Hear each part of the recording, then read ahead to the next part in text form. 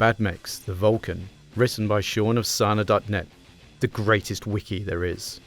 Read by Shrapnel.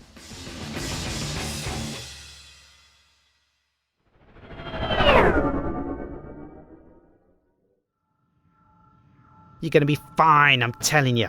Dex has got you covered with a real Star League mech. You'll eat this Drek dropout for breakfast. Tycon's words didn't do much to assuage Vic's growing unease. He needed this fight to go well. Dex had promised him to have his arena license reinstated if he could beat Matsumoto's Panther in an underground and highly illegal duel. Dex had even offered his own mech for the fight. All he had to do was win. And yet, something didn't feel right. It wasn't the fact he was dealing with perhaps the lowest rung of Solaris society. Vic was used to shady characters like Tycon. It was the fact that Dex had offered his own mech. Never mind the fact it was supposedly from the days of the fabled Star League. Everyone said that. Everyone forgot that there were just as many shambling junk piles in the Star League as there were today. Nobody at this level lent their mechs out, especially when they were already doing a huge favour. Least of all kingpins like Dex. Vic crossed his arms and looked out the hover limo's window. "I'll believe it when I see it," he said, half under his breath.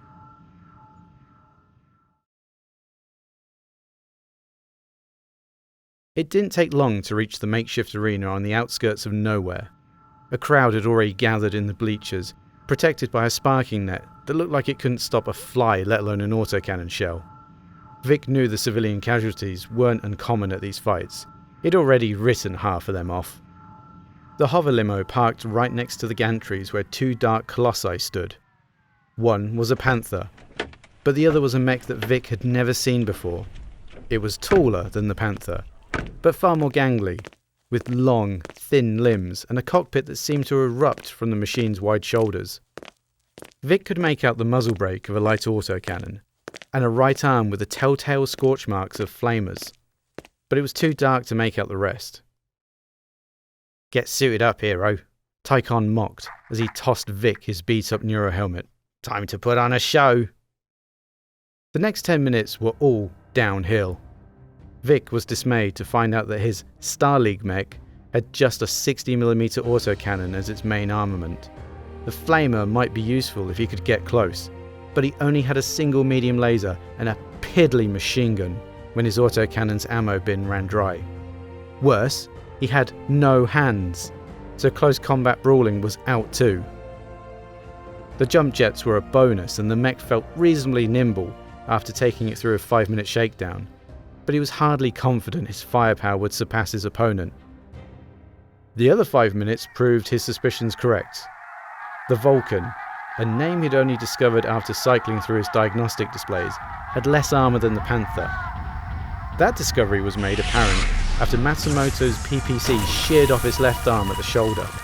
The arm only contained his machine gun, but it was an arm down when he'd barely pockmarked the Panther's armoured hide.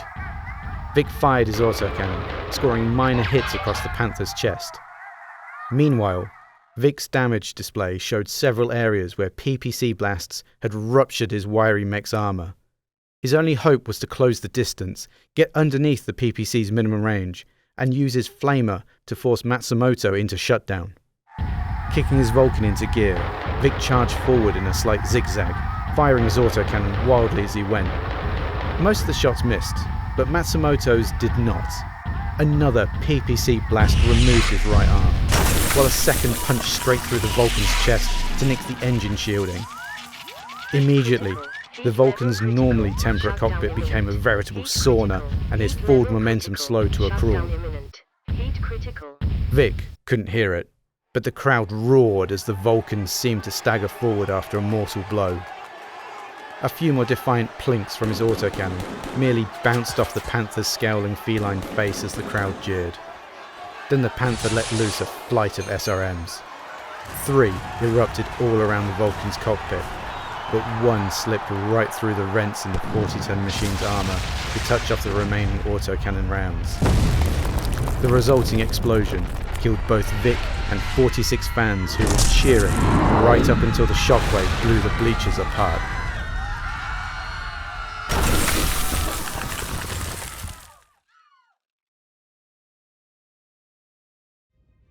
The bizarrely shaped Vulcan is a mech made purely by necessity. In the closing years of the Ameris Civil War, the Star League Defense Force found itself fighting in the highly populated urban centers of the Terran hegemony. Ill-equipped for urban fighting, Alexander Kerensky ordered Mather Techno Inc. of the recently liberated Northwind to produce a mech made to combat dug-in infantry, the most common threat faced by mechs when fighting in cities. What Mather Techno came back with was quickly nicknamed the Scarecrow by SLDF mech warriors. Tall and wiry for 40 tons, the VL-2T Vulcan also came with an odd assortment of weapons designed specifically to root out infantry. Its primary weapon was a 60mm Armstrong autocannon II, which was supported by a Firestorm flamer and a Sperry Browning machine gun. The mech's most powerful weapon, a single medium laser, was most often reserved for light armoured vehicles. The Vulcan's first combat action came during Operation Liberation, the Battle for Terra. Primarily assigned to the SLDF's volunteer regiments, the Vulcan quickly earned a reputation for being an effective city fighter. However, with only 5 tons of armour and an arsenal of light weapons, the Vulcan was vulnerable to other mechs or even heavy armoured vehicles. In cases where the Vulcan found itself overmatched, a top speed of 97 kph and 6 jump jets theoretically allowed clever pilots to escape, but after years of bitter fighting, few Vulcan pilots opted for retreat during the Terran liberation. As Mather Techno's first and only mech, the Vulcan also suffered from other design flaws beyond its armament. Without hands, the Vulcan was especially vulnerable to the sort of melee combat commonly found in urban settings. It also made the Vulcan less useful in non-combat scenarios and made it difficult to extract itself from rubble without damaging its machine gun or flamer. The light autocannon was supposed to be a multi-purpose weapon, but it was most often employed against hardened structures where the flamer and machine gun proved ineffective. After Terra fell, the Vulcan temporarily found itself a weapon without a war. Luckily, Mather Techno soon found itself flooded with orders as every great house frantically built up its arsenal in preparation for what would become the Succession Wars. This resulted in the proliferation of the Vulcan across the Innisphere, although their numbers would dwindle after Mather Techno's factory was destroyed in the first few months of the First Succession War. With its factory destroyed, Mather Techno was forced to sell the design to be produced under license by both Coventry Metalworks and Nimakachi Fusion Products Limited. This made the Vulcan most numerous in the Lyran Commonwealth and the Free Worlds League. In contrast, House Leo had the fewest number of Vulcans after the planet Sapo, where the majority of the Capellan Vulcans were stationed, was lost to House Marek during the Second Succession War. House Davion had a large stockpile of spare parts keeping its Vulcans operational, which were mostly the VL-5T variant. Introduced a year after the VL-2T, the 5T sacrificed the 60mm autocannon in favour of 3 additional medium lasers, 2 more tons of armour and 2 extra heat sinks. This version of the Vulcan was far more effective at engaging mechs and other armoured targets, and proved instrumental in retaking Kentaris 4 during the First Succession War. It wasn't until the recovery of the Helm memory core that new Vulcan variants started to be produced. The VT5M from Nimakachi Fusion Products replaced the autocannon with a large pulse laser, upgraded the laser to a medium pulse laser, and upgraded the heat sinks to doubles. Endo steel chassis were used to make room for the additional firepower and an extra heat sink. Production of this variant would run from 3052 until 3069, when Nimakachi's plant on Temataji was destroyed by a pirate band known as the Order of the Faithful, a group unwittingly controlled by the word of Blake.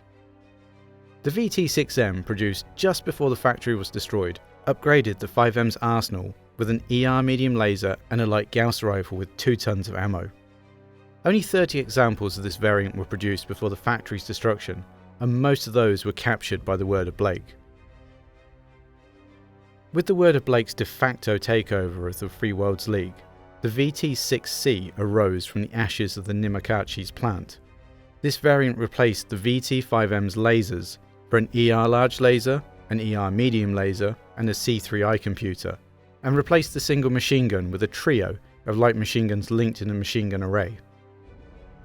On the Lyran side, the VT-5S replaced the reliable Pitband 240 engine with an extra light version, added ferrofibrous armour and case for additional protection, and mask for a temporary top speed of 129 kph. The lighter engine also allowed the Armstrong autocannon to be replaced by a much larger Ultra Autocannon 5.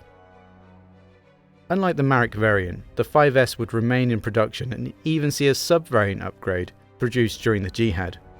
This variant, called the VT-5SR, replaced the Ultra AC-5 with a plasma rifle and 2 additional heatsinks.